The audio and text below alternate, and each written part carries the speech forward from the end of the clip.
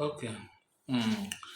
I want to talk about something different today. I want to talk about men of God. You see, there is a lot of deceit currently going on now, and women are the most vulnerable. And these men, these pulpit bandits who parade themselves as men of God, are deceiving women, destroying marriage, and causing a lot of troubles at home. Now, before I continue, let us actually know who is a true man of God. Now, if you study your Bible very well, you know that most of us we do not study our Bible. That is a fact. You're like many people believe that Satan is the bad guy and God is the good guy. But if you go through your Bible, you will discover that God Himself committed a lot of murder, kill a lot of people more than the devil ever does. But we don't study the Bible. Now, if you study the Bible very well, study your Bible very well, you will see people that the Bible addresses as men of God. Abraham was called friend of God, which was like a man. No, this is my friend, this is my man. Was called friend of God. David was called man of God. Elijah was called man of God. Elisha was called man of God. Moses was called man of God. Study your Bible very well. I don't want to start quoting Bible verses. If you need it, I will give it to you. The verses. Those people were called men of God. Now, if you study these men very well, you discover that David was not a prophet. He was not a preacher. Moses was not a preacher. Abraham was not a preacher. But God addressed these men as men of God. So why did God call them men of God? That's the ultimate question. You need to study your Bible to actually know who are the true men of God. If you study the characteristics of these men, you will discover that they have some few things in common. Few things in common. One, they were liberators. People who come to liberate their people. David liberated the Israelite from the Philistine.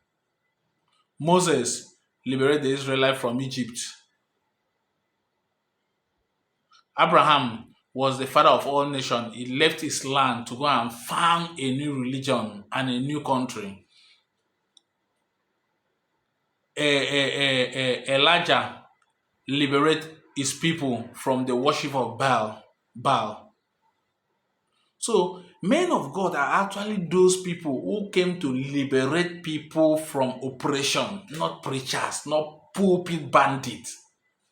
People who came to liberate people from oppression, they are men of God. And what did you discover if you study your Bible very well? Men of God were always fighters. Yes, most men of God in the Bible they kill. Elisha was coming out, and two children, 21 children, were mocking him. Hey, Baalhead, Baalhead. He commanded two deers to come and kill the 21 children, but God called him man of God. David himself got lost with somebody's wife, Uriah's wife, and he sent the husband to war front so that the husband would die, and he took over the wife. David killed a lot of people, the Philistine, the Palestine, he fought a lot of war, but he was called man of God. Moses brought the 10 plague upon the Egyptian, killed all the firstborn in Egypt, but he was called man of God. So they don't just kill, they kill to liberate their people from oppression. So men of God are actually people who come out with an ideology, with a liberation story, preaching to liberate their people from oppression. You see, the early African independent fighters, people like Thomas Sankara, Patrice Lumumba, and even people like Gaddafi and Bob Marley, they were more of men of God than the current preachers that we have today. That is a fact.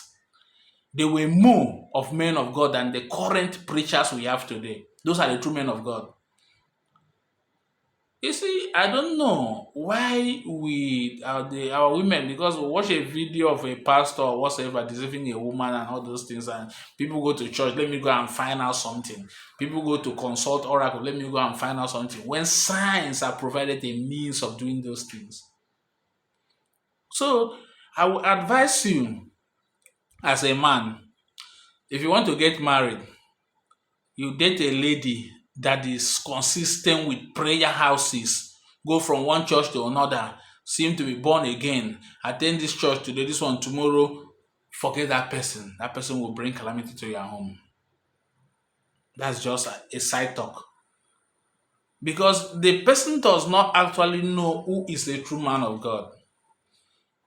I can even say boldly that people who fought for independence of Nigeria are true men of God than the current pastors that we have today. So from today, I want you to understand who is truly a man of God and who is a pulpit bandit. My name is Ubong Alfred. I'm an entrepreneur. My interest is in business and the economy of Africa. And I believe that for us to develop the African continent, the first thing we need is cultural revolution. People say that the problem of Africa is that of leadership. I disagree with it. The problem of Africa is not that of leadership, it's that of the people. Because even if in Nigeria now, you remove the entire leaders and put a new set of people from the younger generation, they will still behave the way these leaders are behaving. It's about the mental attitude of the people.